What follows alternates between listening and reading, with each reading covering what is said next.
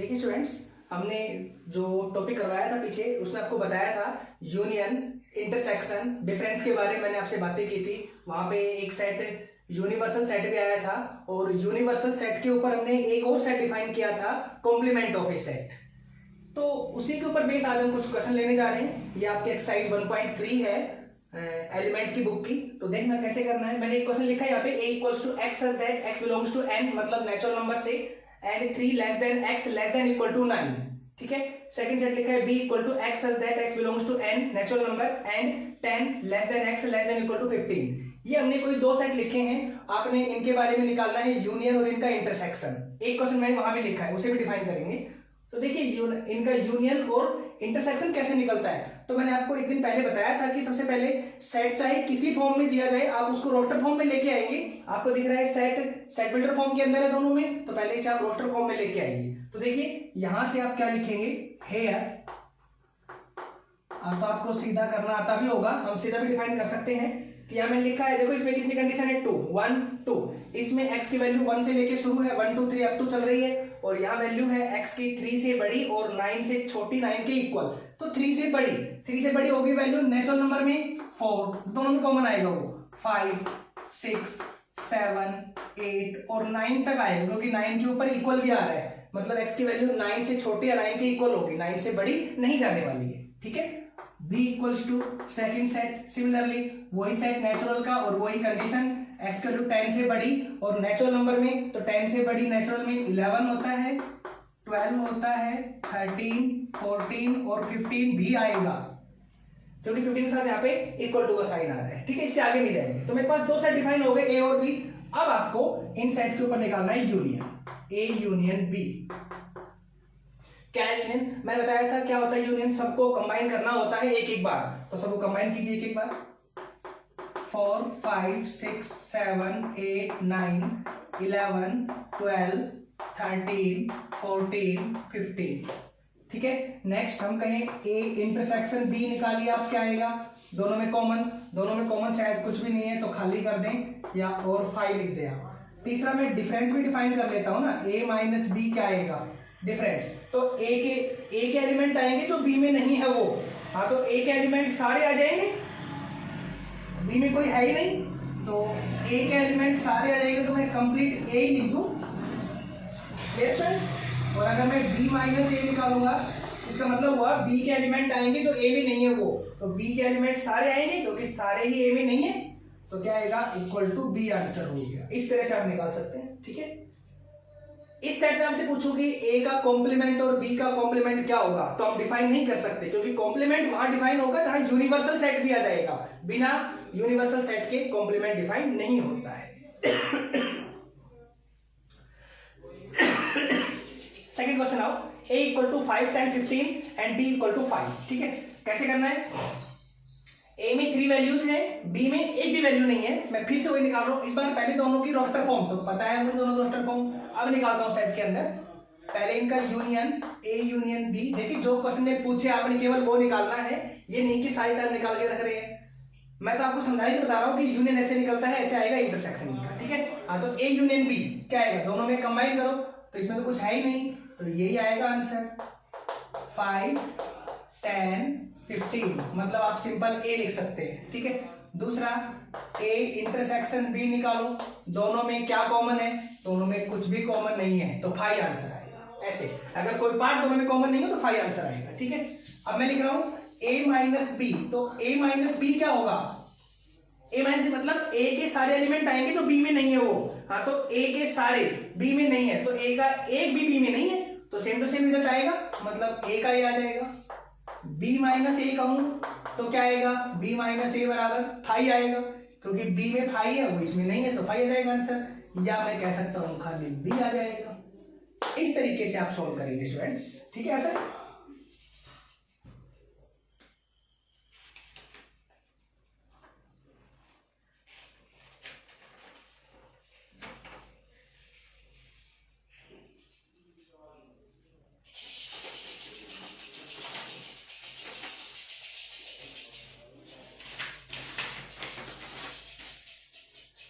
Students एक question और देखिए आप, इसमें डिफाइन कर लेते हैं, रोस्टर फॉर्म है, सेट बिल्डर फॉर्म में दे रखा है question.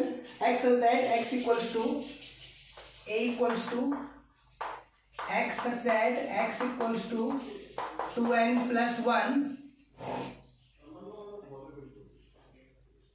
and n belongs to z. First second set है b equals to x such that x equals to 2n n belongs to z. ये हमारे पास दो क्वेश्चन दिए गए, मतलब दो सेट दिए गए हैं a और b. इन दोनों पे डिफाइन करके आपने थर्ड सेट निकालना है a यूनियन b का, मतलब दोनों पे आपने यूनियन निकालना है क्या आता है. तो पहले तो मुझे इसकी सेट बिल्डर फॉर्म से रोटर फॉर्म निकालनी है, इसकी भी निकालनी है. तो देखिए यहाँ पे क्या बोला गया है, n बिलोंग्स टू z, मतलब n इंटीजर नंबर से बिलोंग करता है. इंटीजर मतलब नेगेटिव भी आएंगे, पॉजिटिव भी आएंगे, जीरो भी आएगा. यहां उठा के रखेंगे और x का आंसर निकालेंगे. मान लीजिए जैसे इंटीजर नंबर में कुछ सपोज कर लेता हूं भाई, -3 किया, -2 किया, -1, 0, 1, 2, 3 अप टू और अप टू. इस तरह मान लिए मैंने कि ये मेरे पास कोई इंटीजर का सेट है, मतलब ये मेरे पास n की वैल्यूज है. कुछ सपोज कर लीजिए आप, देखो आपको डिफाइन होगा अभी क्वेश्चन. तो बताइए a बराबर यहां से क्या होगा, this implies a equals to, रखिए n की वैल्यूज यहां से रखनी शुरू कीजिए आप. तो इससे पहले मैंने डैश कर रखा है, मतलब वैल्यूज और भी हैं. हाँ तो वैल्यू और भी आएंगे, तो ये इनफाइनाइट सेट होगा, डैश डैश डैश ऐसे कोमा. अब रखिए पहले रखो -3, तो -3 -6 प्लस 1 देन -5. फिर रखो -2 -4 प्लस 1 -3. फिर रखो -1 -2 प्लस 1 -1. फिर रखें 0, 1 आंसर आएगा. फिर रखिए आप 1, ये रखिए जो मैंने डिवाइड करके वैल्यू 1 रखी, 1 रखेंगे तो 3 आंसर आएगा, 2 रखेंगे तो 5 आंसर आएगा, और 3 रखेंगे तो 7 आंसर आएगा. फिर आगे डैश डैश करके बंद करें सेट को. तो आपको देखना है स्टूडेंट्स, शुरुआत नहीं पता, एंड नहीं पता, this is infinite set. Next define करते हैं b इक्वल्स टू, सिमिलरली उठा के रखिए यही वैल्यूज जो हमने डिफाइन कर रखे हैं इस सेट के अंदर, और लिखिए. तो शुरुआत में वही डैश डैश यहाँ पे. अब रखिए पहले -3, देन आंसर आएगा -6. फिर रखो -2 -4, फिर रखो -1 -2, 0 पे 0, फिर वही 2 4 6 डैश डैश ऐसे इस तरह से वैल्यू रहेगी. तो आपको देखना स्टूडेंट्स ऐसे केस आ रहे हैं हमारे पास. तो एक बार चेक कीजिए. अब दोनों का मैंने निकालना है यूनियन. क्या आएगा दोनों का यूनियन, तो क्या होगा यूनियन में a union b equals to, शुरुआत में डैश डैश वैल्यूज इकट्ठी करनी है सारी, एक एक बार इकट्ठी कीजिए. यहाँ से -6, नेक्स्ट -5, फिर -4 -3 -2 -1 0 1 2 3 4 5 6 7 डैश डैश अप टू. ये मेरे पास a union b equal to आ गया. तो स्टूडेंट्स आपको दिख रहा है a यूनियन b के अंदर जो वैल्यूज आ रही है वो सारी इंटीजर ही तो है, और लगातार आ रही है, कोई वैल्यू छूट नहीं रही है बीच के अंदर. सेट इनफाइनाइट है और सारी वैल्यूज कंटिन्यू आ रही हैं. तो a union b equals to हम z भी कर सकते हैं. z मतलब इंटीजर नंबर्स का आंसर है. ठीक है स्टूडेंट्स, इस तरह से आपको करना है क्वेश्चन. एक क्वेश्चन और देखिए इसी के अंदर.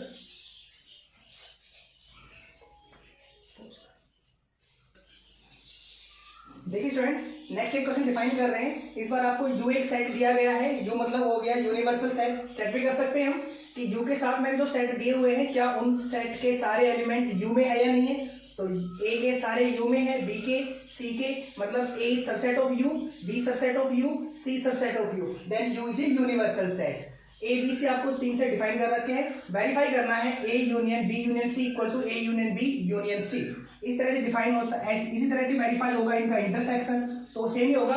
मैं ये वाला पार्ट डिफाइन कर देता हूँ, आगे से हो जाएंगे ये वाले क्वेश्चन कैसे करने. तो सबसे पहले तो वेरीफाई के अंदर जो ब्रैकेट दिए जाते हैं पहले आप वो सोल्व करेंगे. क्या क्या है ब्रैकेट, पहला b यूनियन c. नाउ हम पहले b यूनियन c निकालते हैं क्या होता है. तो आपको दिख रहा है b यूनियन c, b और c के कंबाइन करने हैं एक एक बार. देन क्या आएगा आंसर, 3 4 5 6 7 8. इस तरह से सारे कंबाइन कर दिए. 6 दो बार आ रहा है, मैंने 6 एक बार लिख दिया. अगला है ब्रैकेट a यूनियन b. पहले आप ब्रैकेट निकालेंगे a union b equals to, A और बी में कंबाइन करने एक एक बार, तो 1 2 3 4 6 आ जाएगा, 1 2 3 4 और 6 हो जाएगा। ऐसे बी यूनियन सी और ए यूनियन बी मैंने दोनों पार्ट डिफाइन कर दिए हैं। अब जो वेरीफाई करना है उसकी साइड लेके चलते हैं, इसको मान लेते हैं first equation. From left hand side of first है, हम उसकी लेफ्ट साइड ले रहे हैं। लेफ्ट साइड क्या है, A union B union C equal, क्या आंसर आएगा, ए और बी यूनियन सी का आपने यूनियन निकालना है। ए मेरे पास ये रहा और बी यूनियन सी यहाँ पे है मेरे पास, दोनों का यूनियन, मतलब इन दोनों में सारी वैल्यूज एक एक बार कंबाइन करनी है। हाँ, तो वैल्यू कीजिए 1 2 3 4, तो यहाँ पे है 3 4 कंबाइन हो गया, तो 1 2 3 4 5 6 7 8, ये आंसर आ जाएगा। 1 2 3 4 5 6 7 8, और मैं कह सकता हूं 1 से लेके 8 तक तो मेरे पास वैल्यूज यू में है, तो दिस इज यूनिवर्सल सेट। ठीक है, अब निकालते हैं राइट हैंड साइड।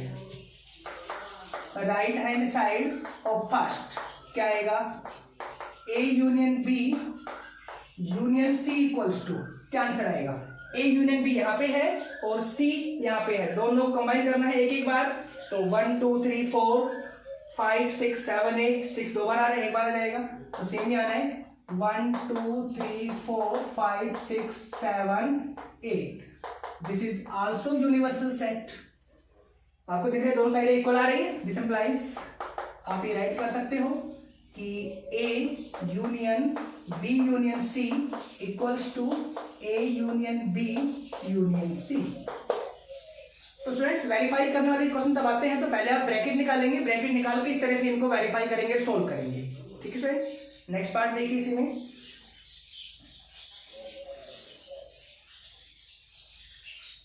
यहाँ पे आपने डिफाइन करना है, सेकंड इसका पार्ट है ए इंटरसेक्शन बी कंप्लीट का डैश निकालना है आपने, क्या आता है डैश मतलब हो गया कॉम्प्लीमेंट, और वो वहां निकलता है जहां पे आपको यूनिवर्सल सेट दिया जाता है। ठीक है, तो पहले क्या निकालेंगे, इस वैल्यू को निकालने के लिए पहले आप ए इंटरसेक्शन बी निकालेंगे, then A intersection B equal to, दोनों में कॉमन क्या है ए और बी में, तो कॉमन आपको दिख रहे हैं 3 4 दोनों में कॉमन है, देन यहाँ पे 3 और यहाँ पे हो गया 4। ठीक है, अब निकालना है आपने इनका कॉम्प्लीमेंट, तो ए इंटरसेक्शन बी का कॉम्प्लीमेंट इक्वल्स टू, मैंने क्या बताया था, u minus this set A intersection B. जब भी कभी निकालना हो कॉम्प्लीमेंट तो क्या होता है, u माइनस वही सेट करो कॉम्प्लीमेंट, कंप्लीट जो आपको दिया गया सेट है। इसका मतलब क्या होता है, केवल u के एलिमेंट आएंगे जो a इंटरसेक्शन b में नहीं है, वो u के एलिमेंट जो इसमें नहीं है वो, हाँ तो u के एलिमेंट 1 से लेके 8 तक है और इसमें 3 और 4 नहीं है, तो फिर 3 और 4 हटा दो यहां से, तो क्या आएगा 1 2 5 6 7 8। इस तरह से हमारे पास a इंटरसेक्शन b का कॉम्प्लीमेंट आएगा। ठीक है फ्रेंड्स, तो किस तरह से पार्ट करना है मैंने आपको बता दिया है इनमें, बाकी तो सिंपल सिंपल सारे क्वेश्चन ही हैं, फिर भी कोई प्रॉब्लम आए तो आप पूछ सकते हैं मुझसे।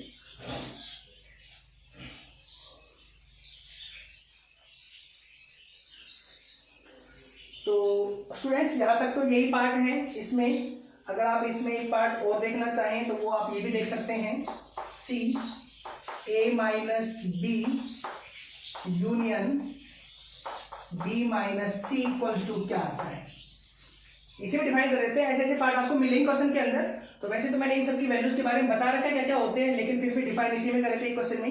ए माइनस बी, ए माइनस बी, ए के एलिमेंट जो बी में नहीं है वो, तो क्या क्या एलिमेंट 1 2 3 4 तो बी में आ रहे हैं, तो केवल 1 2 आंसर आएगा फर्स्ट पार्ट का।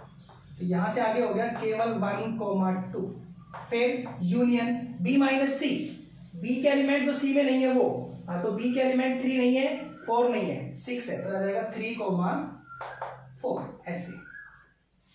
अब दोनों का यूनियन, हाँ तो सारे इकट्ठे करो एक बार, 1 2 3 4, 1 2 3 4 ए के इक्वल है, तो मैं लिख सकता हूं इसके इक्वल ए आंसर आएगा।